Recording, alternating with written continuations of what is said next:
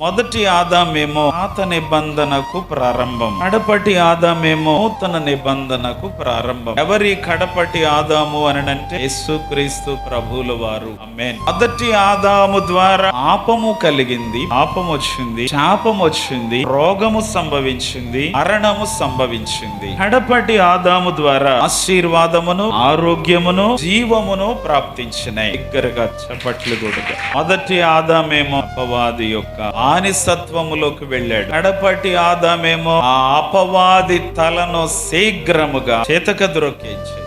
ఆమేన్. ఈ మొదటి ఆదాము తినకూడని ఆ పండును తినినప్పుడు ఆ పండులో ఉన్న గుజ్జు ఆదాము యొక్క రక్తముతో కలిసి రక్తమంతా కూడా పాపపు మలినం చేరేటట్టు చేసిందంట. ఆ తినకూడని పండులో ఉన్న విత్తనము మొదటి ఆదాము మనస్సులో నాటబడి అవిధేయత అనేటువంటి ఫలముగా మారిపోయింది.